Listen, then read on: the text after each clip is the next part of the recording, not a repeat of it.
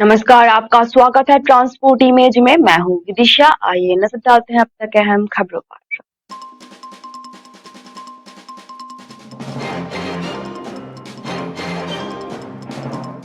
दिल्ली में नगर निगम चुनाव के लिए कड़ी सुरक्षा के बीच मतदान शुरू।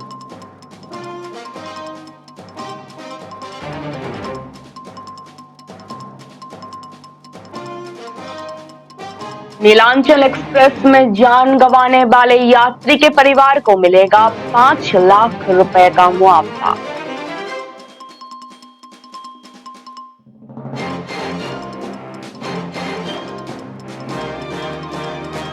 तेलंगाना के मुख्यमंत्री की बेटी कविता ने सीबीआई से दिल्ली शराब घोटाले का विवरण मांगा।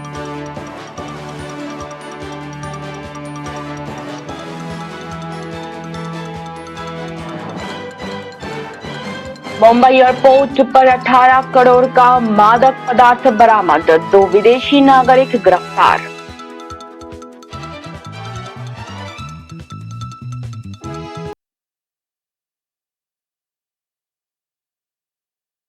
आइए जानते हैं खबरें विस्तार से। दिल्ली में नगर निगम चुनाव के लिए रविवार को कड़ी सुरक्षा के बीच मतदान शुरू हो गया है। चुनाव में भारतीय जनता पार्टी यानी कि भाजपा, आम आदमी पार्टी यानी कि आप और कांग्रेस के बीच त्रिकोणीय मुकाबला है। दिल्ली नगर निगम के 250 वार्ड के लिए हो रहे इस चुनाव में 1.45 करोड़ से अधिक लोग मताधिकार का उपयोग करने के पात्र हैं।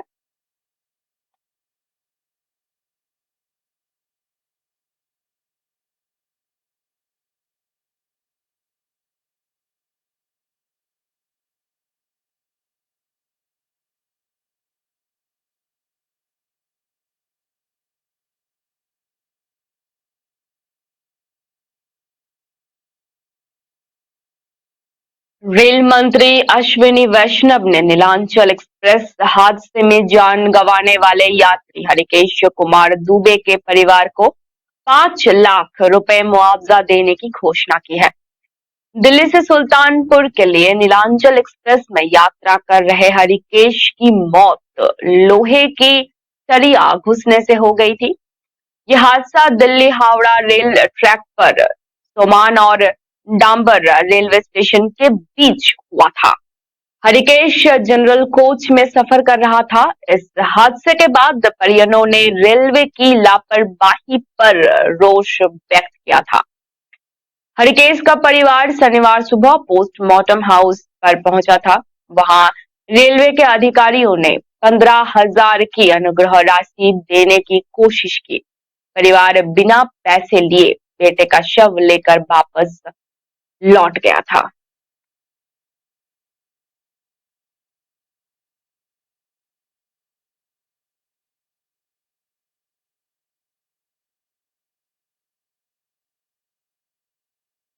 तेलंगाना के मुख्यमंत्री के चंद्रशेखर राव की बेटी और विधान परिषद सदस्य के कविता ने दिल्ली आबकारी नीति में कथित घोटाले के संबंध में सीबीआई से पूरा विवरण शिकायत की प्रतियों के साथ उपलब्ध कराने को कहा है। उल्लेखनीय है कि सीबीआई ने कविता को इस मामले में पूछताछ के लिए तलब किया है। कविता ने शुक्रवार को नोटिस भेजने वाले सीबीआई अधिकारी को लिखे पत्र में कहा है कि इन दस्तावेजों मिलने के बाद वो पूछताछ के लिए स्थान और समय तय करती है। सीबीआई ने शुक्रवार को कविता को 6 दिसंबर को पूछताछ के लिए नोटिस जारी किया था। उन्हें पूछताछ के लिए अपनी सुविधा के अनुसार जगह की सूचना देने को भी कहा गया था।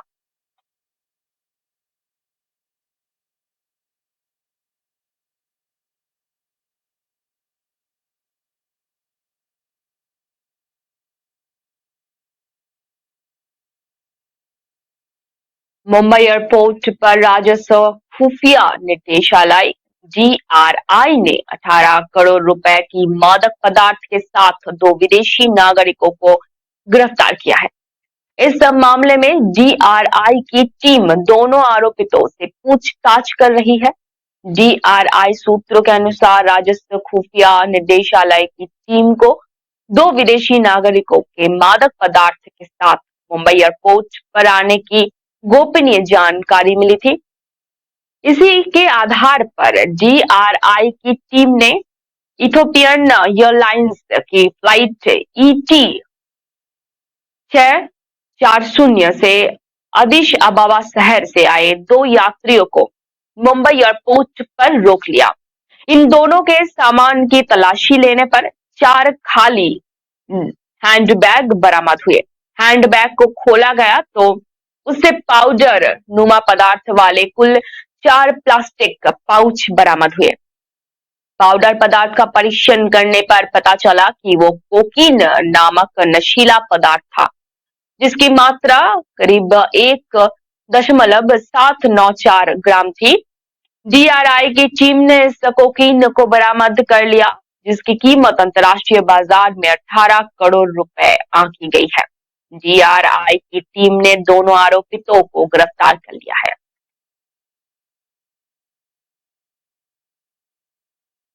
उदयपुर में G20 शेरपा बैठक के लिए रविवार से मेहमान आना शुरू हो जाएगी। दुनिया के 20 देशों से मेहमान आ रहे हैं।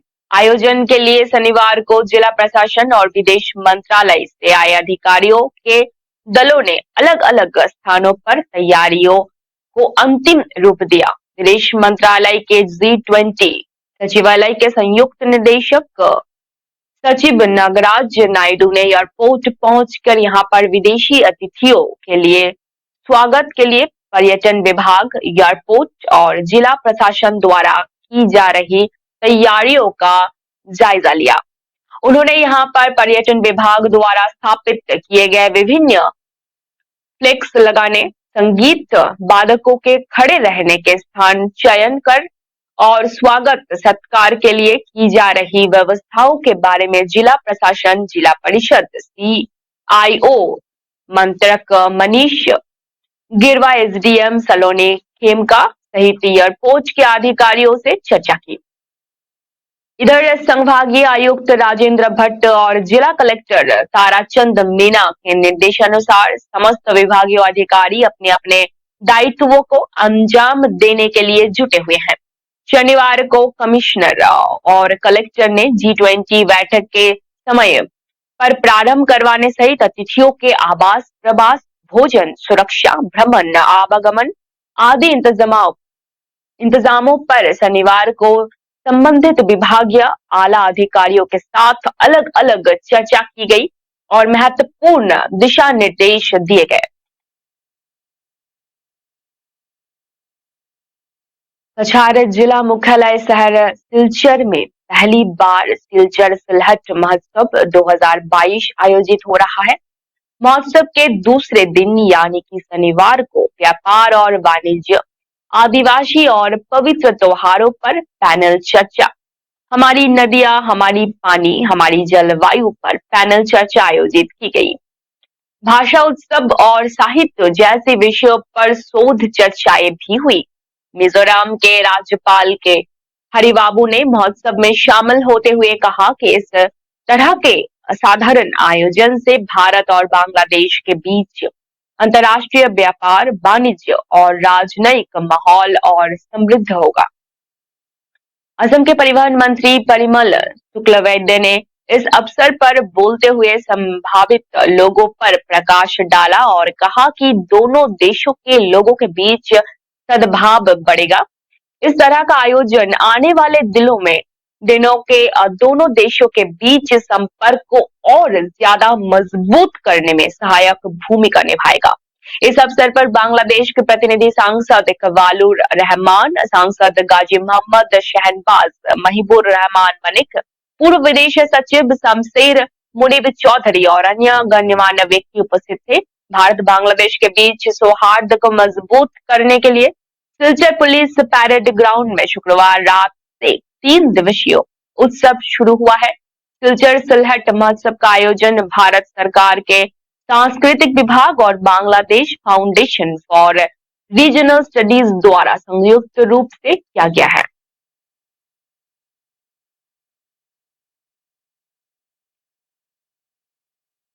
जम्मू कश्मीर के पुलिस महानिदेशक दिलबाग सिंह ने शनिवार को कहा कि पाकिस्तान और उसके एजेंसियां युवाओं को गुमराह कर डोडा, किसतवाड़, रामबन रेंज में आतंकी ठिकानों को फिर से खड़ा करने की कोशिश कर रही है। पुलिस महानिदेशक दिलबाग सिंह ने डोडा जिले में थीम खोलो खेल भूलो नशा के तहत क्रिकेट टूर्नामेंट के समापन समारोह में कहा, पाकिस्तान और उसकी एजेंसियां युवाओं को गुमराह करके यहां आतंकी आधार को पुनर्जीवित करने के लिए लगातार प्रयास कर रही है और सभी को शांति विरोधी तत्वों को विफल करने में अपनी भूमिका निभानी है। उन्होंने कहा कि आज युवाओं के मुस्कुराते हुए चेहरे क्षेत्र में अच्छे दिनों की वापसी का संकेत दे रहे हैं और उम्मीद है कि युवा शांति को और मजबूत करने में अपना सहयोग प्रदान करेंगे। बीजेपी ने नौजवानों को नशा मुक्त समाज का संदेश फैलाने पर जोर देते हुए कहा कि नशाखोरी आज आतंकवाद से बड़ा दुश्मन है। उन्होंने कहा कि आतंकवाद व्यक्तियों को निशाना बनाता है, लेकिन ड्रग्स परिवारों और समाज को प्रभावित करता है और कहा कि इस खतरे को समाप्त करने के लिए हम सभी को सामूहिक रूप से काम करना होगा।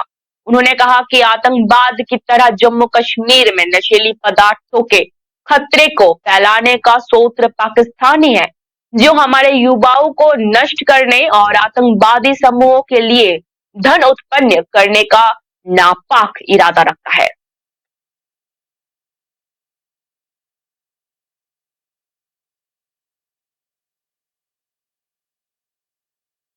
प्रख्यात इतिहासकार लेखक सुरेंद्र गोपाल का शनिवार को पटना के एक अस्पताल में निधन हो गया। वे 86 वर्ष के थे। टाइम्स ऑफ इंडिया से सेवानिवृत्त प्रवीण चौधरी ने उनके बारे में बताया कि सुरेंद्र गोपाल का लंबे समय से बीमार रह रहे थे। घर में ही उनका इलाज उनकी डॉक्टर पत्नी कुसुम गोपाल के द्वारा ही की जा रही थी।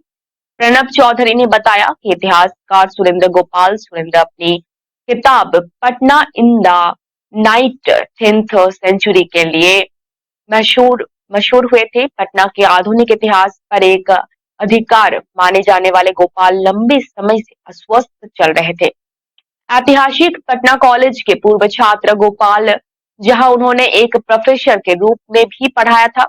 एकेडमिक समुदाय में उनके साथियों, विद्वानों और छात्रों द्वारा प्रशंसा की जाती रही। चौधरी ने बताया कि उन्होंने mapping Bihar from medieval to modern times and one today Indian business community in a medieval and an early modern Eurasia भी लिखी है।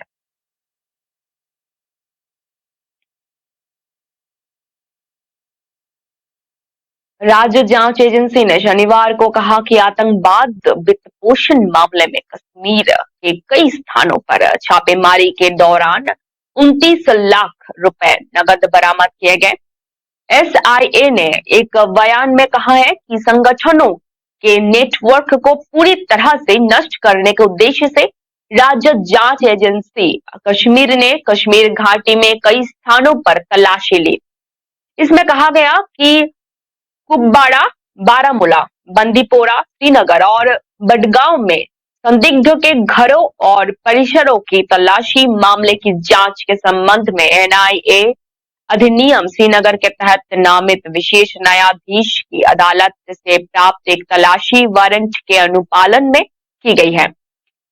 एसआईए ने कहा कि तलाशी के दौरान 29 लाख रुपए की बड़ी नकद बरामद की गई है और इसके अलावा पासबुक, चेकबुक और मोबाइल फोन जैसे डिजिटल उपकरण तथा जांच से जुड़े अन्य सामान भी जब्त कर लिए गए हैं।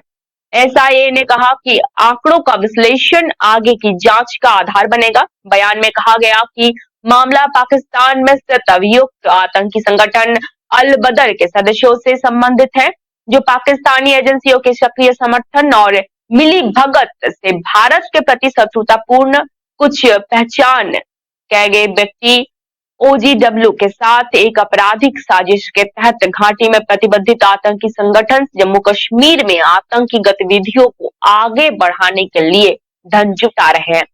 बयान में आगे कहा गया कि इस तरह से उठाया गया धन वित्तीय बाजार या अनियमित चैनलों के माध्यम से नकद अथवा कुरियर के माध्यम से पारित या स्थानांतरित किया जाता है।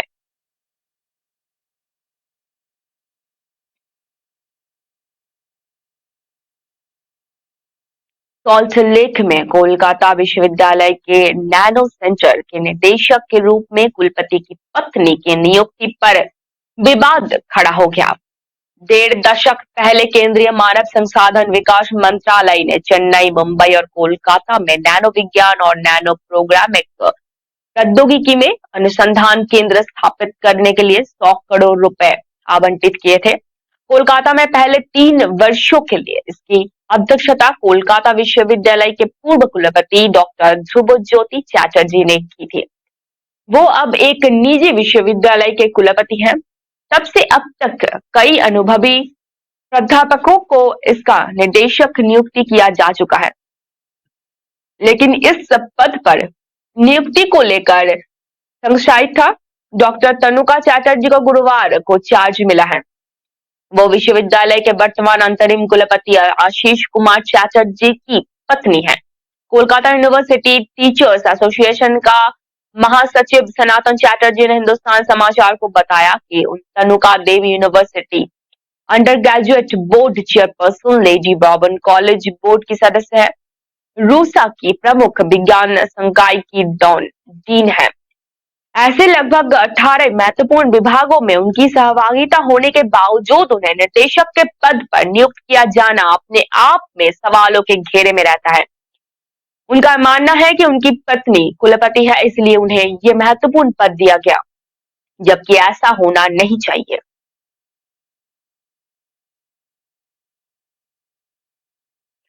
गूगल और अल्फाबेट के मुख्य कार्यकारी अधिकारी सुंदर पिचाई ने कहा कि वो हमेशा खुद को भारत से जुड़ा हुआ महसूस करते हैं और जहां कहीं भी जाते हैं अपनी भारतीय पहचान को साथ लेकर जाते हैं।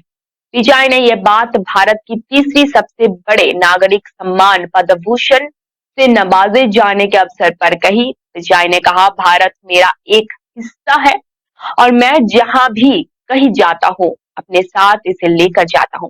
भारतीय मूल के अमेरिकी नागरिक पिचाई को व्यापार और उद्योग श्रेणी में वर्ष 2022 के लिए पद्म भूषण से सम्मानित किया गया। उन्हें यह सम्मान अमेरिका में भारत के राजदूत तरनजीत सिंह संधू ने प्रदान किया। पिचाई को अमेरिका के सैन फ्रांसिस्को में उनके परिवार के करीबी सदस्यों की उपस्थिति में भारत के तीसरे सबसे बड़े नागरिक पुरस्कार से सम्मानित किया गया। पिचाई ने अमेरिका में भारत के राजदूत तरनजीत सिंह संधू से यह सम्मान स्वीकार करते हुए कहा, मैं इस सम्मान के लिए भारत सरकार और भारत के लोगों का हृदय से आभारी हूँ। भारत मेरा एक हिस्सा है और मैं गूगल तथा भारत के बीच महान साझेदारी के जरिए को रखना चाहता हूँ और इसकी आशा करता हूँ, क्योंकि हम अधिक लोगों तक प्रौद्योगिकी के लाभ पहुंचाने के लिए मिलकर काम करते हैं।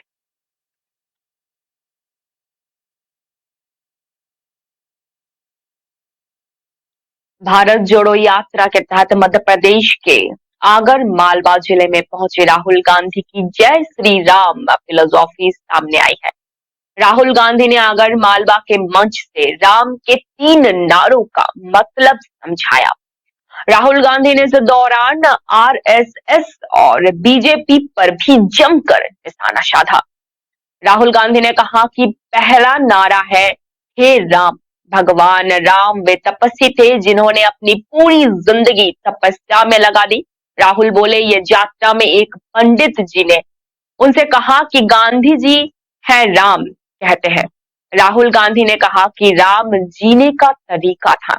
भगवान राम एक व्यक्ति नहीं थे, वो जीने का एक तरीका थे। दूसरे नारा जय सिया राम है। जय सिया राम का मतलब सिया और राम एक ही है, इसलिए नारा है जय सिया राम। राम सीता के लिए लड़े थे। बकौल राहुल, जब हम जय सिया राम कहते हैं तो हम सीता जी को याद करते हैं। राहुल ने कहा कि समाज में सीता की जगह होनी चाहिए, सब उनका आदर करते हैं। जय सिया राम, जय जय सीताराम।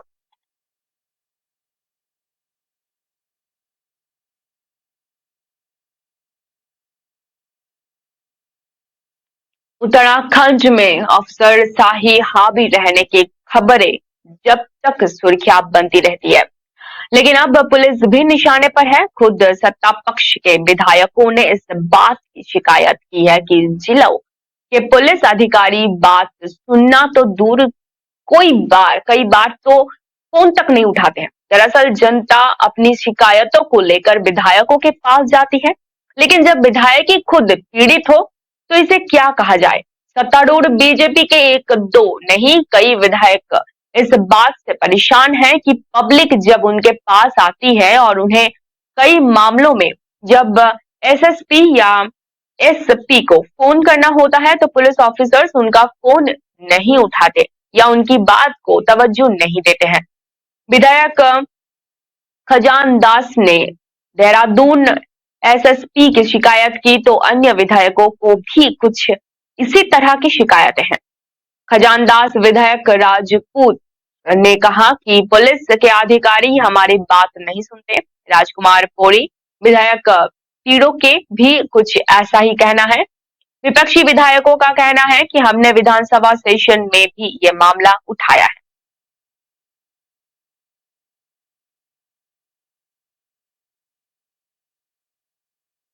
बिहार के बेतिया में बेखौफ अपराधियों ने कहर बरपाया है। चार नकाबपोश अपराधी ने प्रॉपर्टी डीलर्स नगर परिषद चुनाव में सभापति के उम्मीदवार राजेश श्रीवास्तव की गोली मारकर हत्या कर दी, जिसके इलाके में सनसनी फैल गई। घटना जिले के नरकटियागंज शहर के बीचों बीच स्थित भगवती सिनेमा रोड की है। बताया जा रहा है कि राजेश श्रीवास्तव अपनी एक सहयोगी जिमी के साथ अपने कार्यालय में बैठे थे, तभी 4 की संख्या में आए बदमाश वहां पहुंचे और आते ही नकाबपोश अपराधियों ने गोलियों की बौछार कर दी। फायरिंग के इस घटना में 4 गोलियां राजेश श्रीवास्तव के सीने में लगी, जबकि एक गोली जिमी के पैर में लगी। गोलियों की आवाज सुनते ही बाजार में भगदड़ मच गई, जिसके बाद दोनों को नरकटियागंज अनुमंडल अस्पताल लाया गया, जहां से चिंताजनक हाल में वो राजेश श्रीवास्तव और जिमी को जीएमसीएच रेफर कर दिया गया, लेकिन जीएमसीएच पहुंचते ही राजेश की मौत हो गई, जबकि जिमी का इलाज अभी भी चल रहा है।